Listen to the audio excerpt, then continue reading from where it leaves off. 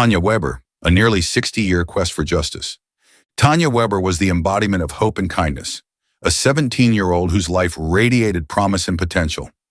As the eldest of 5 siblings, Tanya was the cornerstone of her family. She was more than just a big sister.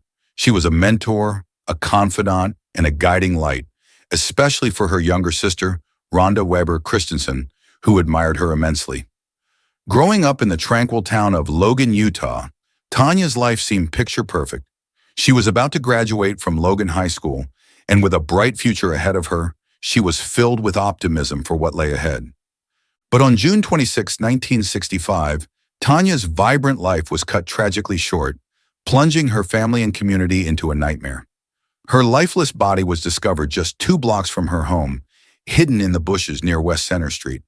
Tanya had been strangled, her body partially unclothed, a horrifying scene that left her family devastated and the community reeling. The question loomed large.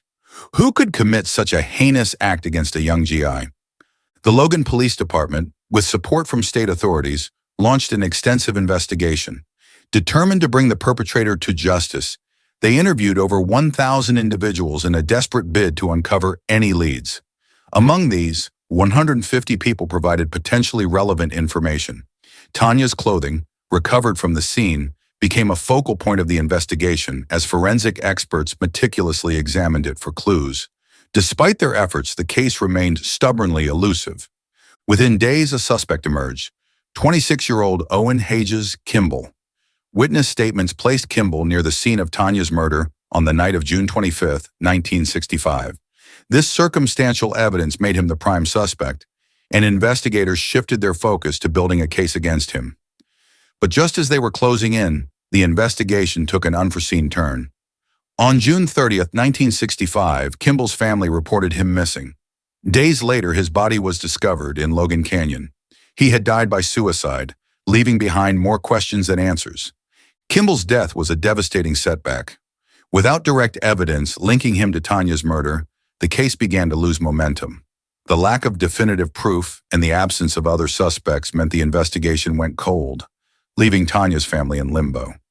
For nearly 60 years, they lived with the haunting knowledge that justice for Tanya remained out of reach. In 2022, a breakthrough became possible. Advances in forensic technology offered new hope for solving the long cold case. The Logan Police Department reopened the investigation, determined to find answers for Tanya's family. With funding from the Sexual Assault Kit Initiative grant, Tanya's clothing was sent to the Utah State Crime Lab for advanced DNA testing. This decision would change everything. The forensic analysis revealed multiple male DNA profiles on Tanya's clothing, including a sample potentially belonging to Kimble. Investigators knew they were close but needed more evidence to confirm their suspicions. To definitively link Kimble to the crime, they sought legal authorization to exhume his remains. On November 2, 2023, nearly 60 years after his death, Kimble's body was exhumed. DNA samples were collected and analyzed at both the Utah State Crime Lab and the Bow Technology Group, leading to a stunning revelation. In June 2024, the results came back. Kimble's DNA was a match to the evidence found on Tanya's clothing. This discovery was the key piece of evidence investigators had long sought. For Tanya's family, the news was both heartbreaking and relieving. It confirmed Kimble's guilt while finally answering the questions that had haunted them for decades. For Tanya's sister, Rhonda, the resolution brought bittersweet closure. "Words cannot express our gratitude," she said. "To know that Tanya can finally rest in peace is a comfort we've waited so long for." Rhonda recalled the days following Tanya's death, describing the anguish of not knowing who had taken her sister away. The answers, though delayed, offered a sense of peace she had thought might never come. Stephen Weber, Tanya's younger brother, was only 10 years old when the tragedy struck. Even after all these years, the memory of that fateful day remained vivid in his mind. "It was terrible," Stephen said, his voice heavy with emotion. "I didn't know how to process it, but now knowing the truth, I feel like a weight has been lifted off my shoulders." Despite the pain, Stephen chose forgiveness, hoping it might bring peace to others affected by the case. The impact of Tanya's murder went beyond her family. It left an indelible mark on the entire Logan community, where her story became a symbol of the fragility of life and the relentless pursuit of justice. Lieutenant Lemuel Earl, one of the lead investigators in 1965, never forgot the case. Even after retiring 24 years ago, it continued to weigh on his mind. "Getting that call was a moment of peace for me," Earl said. "Justice has finally prevailed thanks to the dedication of so many in the advancements in forensic science." Tanya's story is more than a tale of loss. It's a testament to resilience and perseverance. Her family's unwavering hope, combined with the tireless efforts of law enforcement and forensic experts, ensured that her case was never forgotten. Though it took nearly 6 decades, the truth finally came to light, proving that justice, no matter how delayed, can still be served. The resolution of Tanya's case is a reminder of how advances in technology can bring closure to even the coldest of cases. It's also a story of love and determination, a family's refusal to let time erase the memory of their beloved daughter and sister. Tanya Weber's life was tragically short, but her legacy endures as a symbol of hope and the power of never giving up. Shaina L. Waller, a 13-year search for justice. Shaina L. Waller was the kind of person everyone admired. Known for her unwavering kindness and deep compassion, she was a beloved daughter and a friend to many. Her gentle demeanor and radiant smile masked the struggles she carried inside. Beneath the surface of her seemingly perfect life, Shaina faced personal challenges that she kept hidden from those around her. Despite these difficulties, she remained resilient, determined to overcome any obstacle in her path. However, on January 29, 2011, Shaina's carefully constructed world came to a tragic end. On that fateful day, the 26-year-old's lifeless body was found discarded in a ditch along Quarry Road in Bell County, Texas. Wrapped partially in a light green bedsheet, her body was drenched in blood, with particularly gruesome injuries to her neck and abdomen. Nearby, a single rubber glove, stained with blood, lay ominously in the grass, a silent witness to the horror of that night. The grim discovery sent shockwaves through the community. The brutal nature of the crime left her family, friends, and neighbors grappling with the unimaginable loss. Shaina, who had been a beacon of light to so many, had been taken in the most violent of ways. Authorities immediately launched a thorough investigation, determined to find the person responsible for such a heinous act. A trail of questions. The presence of the blood-stained rubber glove at the scene suggested the perpetrator had taken steps to avoid leaving behind incriminating evidence. Despite this, investigators hoped the glove might provide critical clues. Early forensic efforts included collecting DNA from the glove and other evidence found at the scene. However, without a direct match in the DNA database, the investigation struggled to make progress. Months later, on June 30, 2011, the results of Shaina's autopsy were released, confirming what investigators had feared. Her death was a brutal slaying.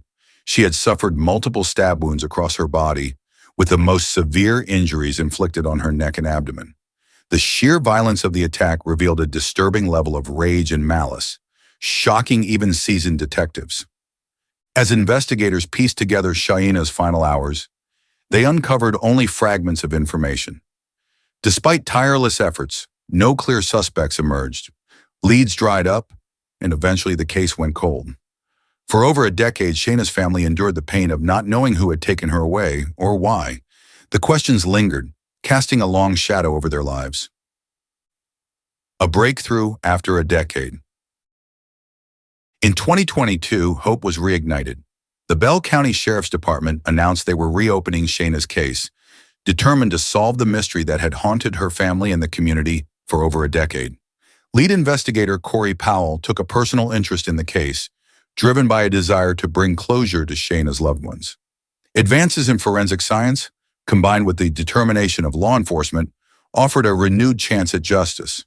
The key lay in the Texas Department of Public Safety, which had generated a DNA profile from evidence collected at the crime scene back in 2011.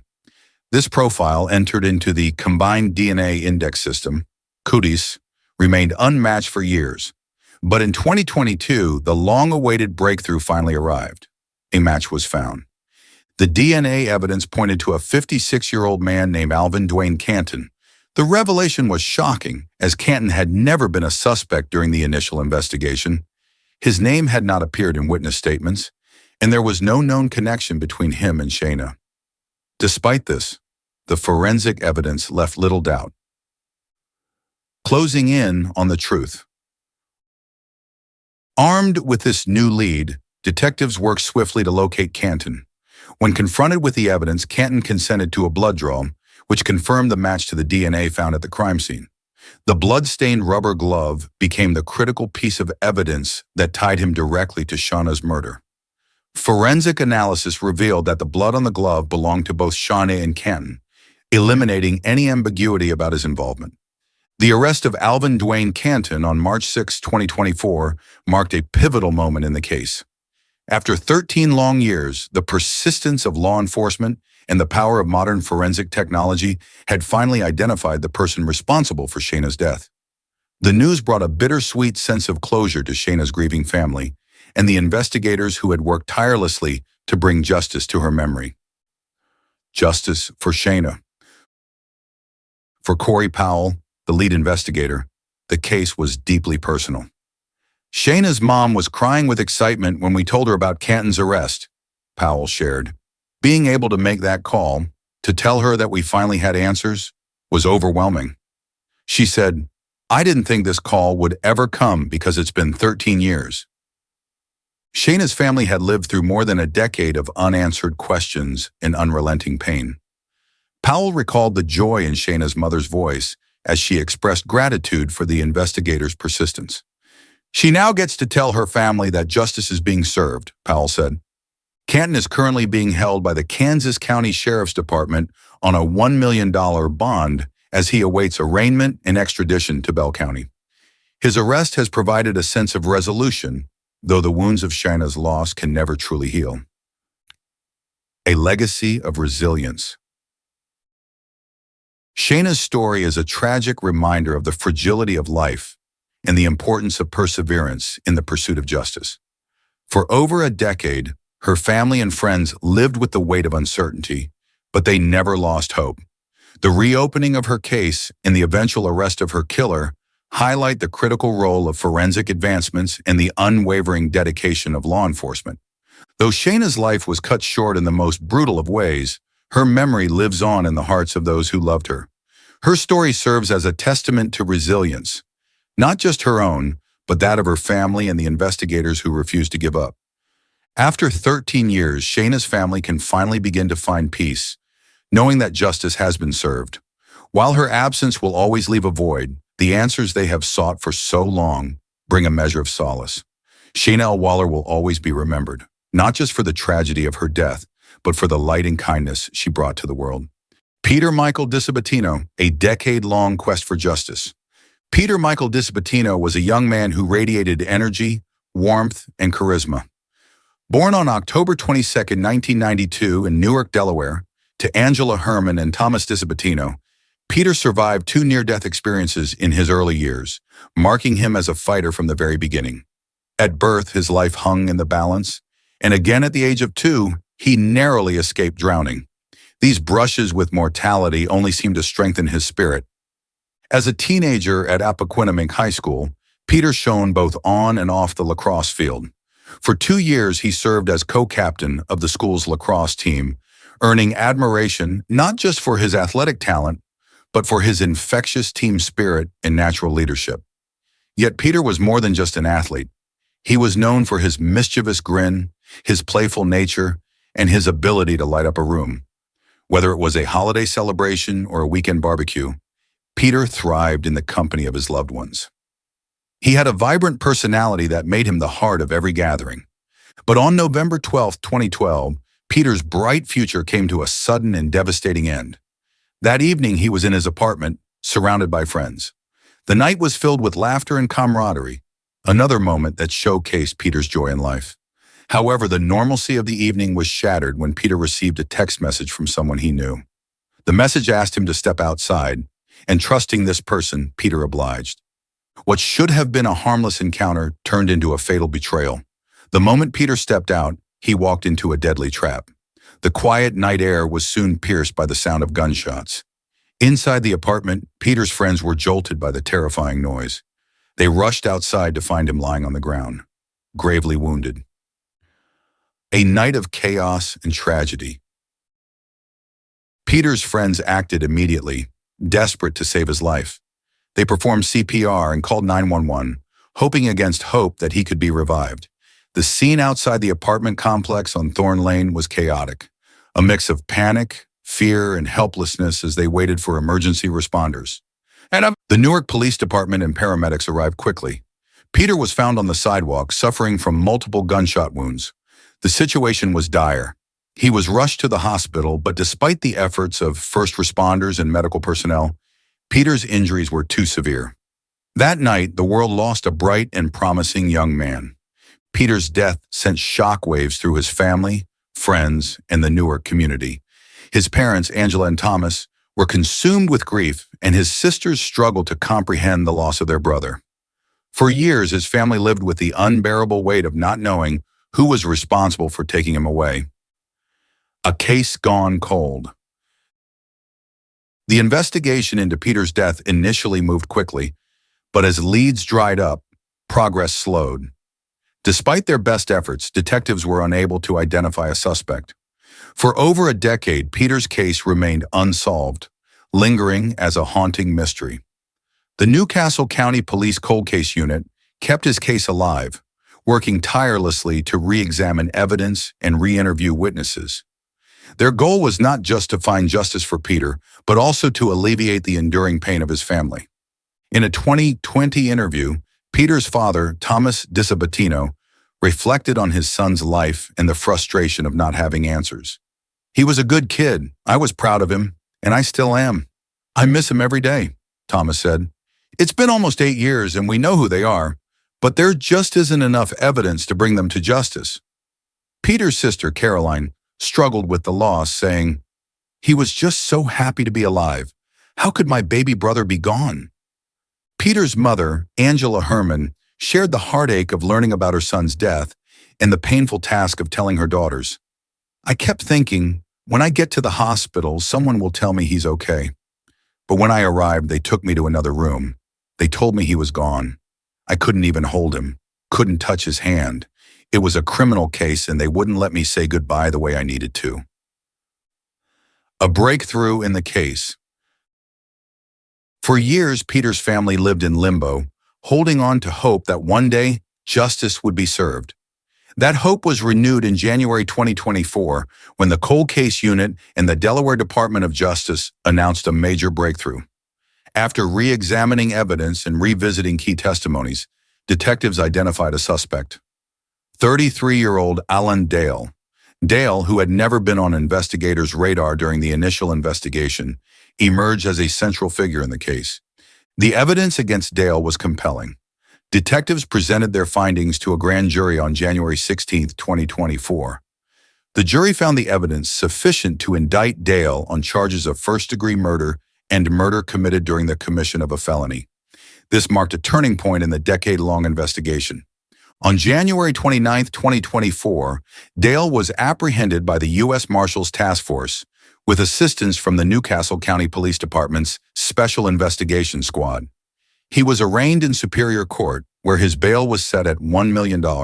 Dale was transported to the Howard R. Young Correctional Institution, where he awaits trial.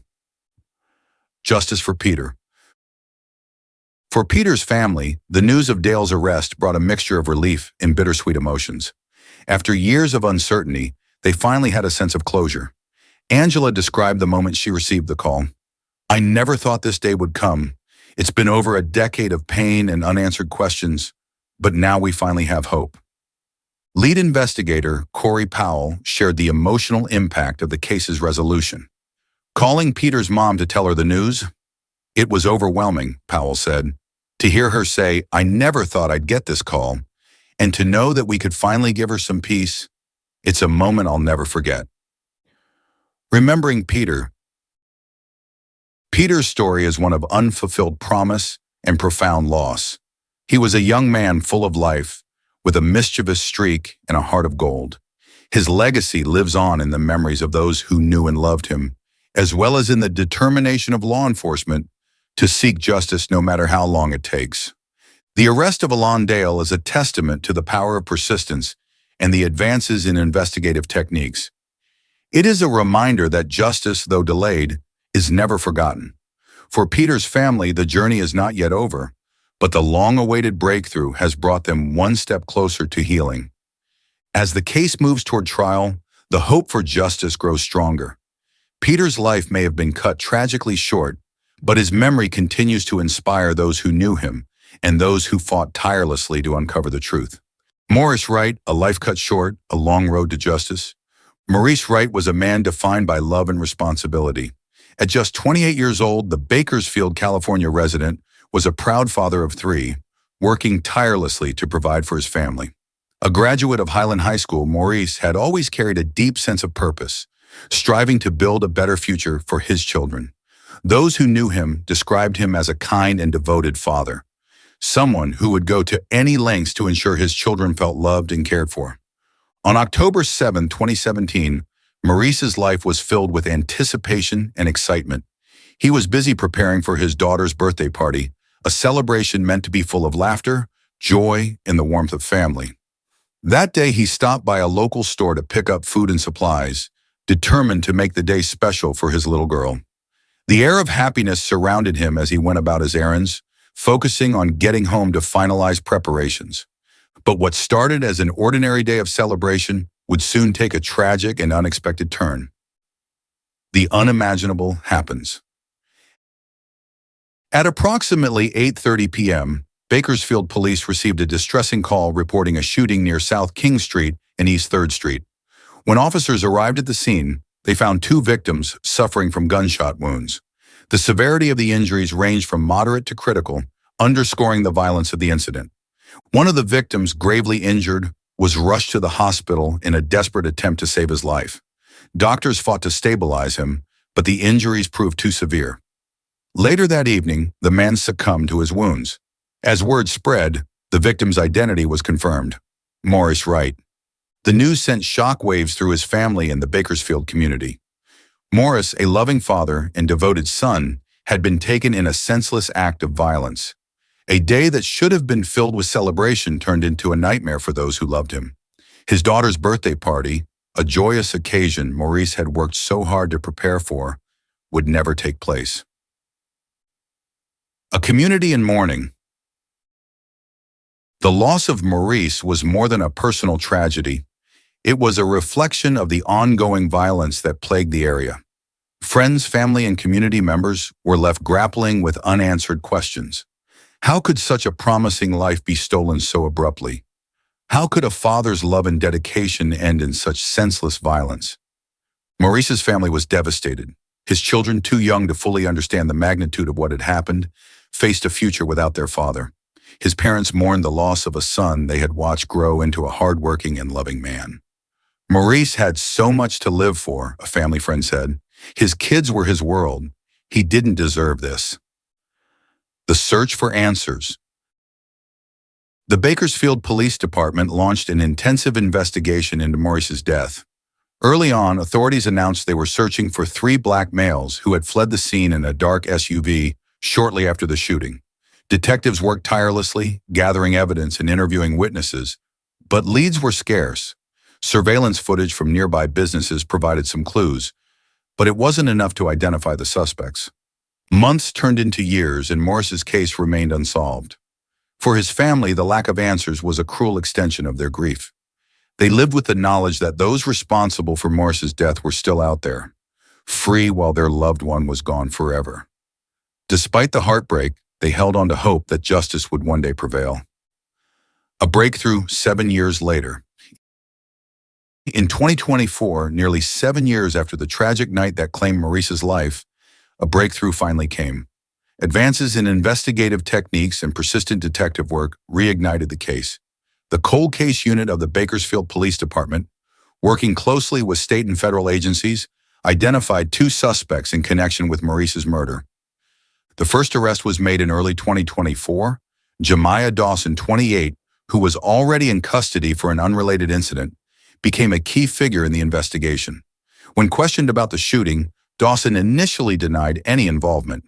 But when detectives presented him with surveillance footage from the night of the crime, he admitted to being one of the 3 suspected shooters.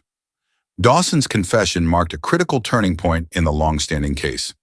In July 2024, a second suspect, 28-year-old Trayvon Lee Foreign, was apprehended. Foreign faced serious charges, including murder, conspiracy, and gang participation in connection with Maurice's death. The arrest brought renewed hope to Maurice's family and the Bakersfield community. After years of uncertainty, there was finally a sense that justice might be within reach. A bittersweet moment for the family. For Maurice's family, the arrests were bittersweet. On one hand, they represented a step toward accountability for the senseless act that had taken him away. On the other, no amount of justice could ever bring back the man they loved. Maurice's children would grow up without their father. His parents would never see the future he might have built, and his daughter would forever associate her birthday with the loss of her dad. "This is what we've been waiting for," Maurice's mother said, "but it doesn't take away the pain. My son should still be here." His father echoed these sentiments, saying, "We're relieved they found the people responsible, but nothing will ever fill the void Maurice left behind." Remembering Maurice. Maurice's memory lives on in the hearts of those who knew him. He was a man who worked hard, loved deeply, and gave his all to his family. His children, now growing up without him, carry his legacy forward. Friends and family remember his laughter, his determination, and the way he always put others first. The arrests of Dawson and Foreign serve as a testament to the persistence of law enforcement and the enduring pursuit of justice. They are a reminder that while justice may be delayed, it is never forgotten. As the legal proceedings move forward, Maurice's family holds on to the hope that the men responsible for his death will be held accountable. His story is a poignant reminder of the toll violence takes on families and communities, and the importance of never giving up in the search for answers. Maurice Wright's life was cut tragically short, but his legacy endures. He will always be remembered as a loving father, a devoted son, and a man who worked tirelessly to give his children the best life possible. His story is one of loss, but also of resilience, a testament to a family's unyielding hope for justice and a community's determination to honor his memory.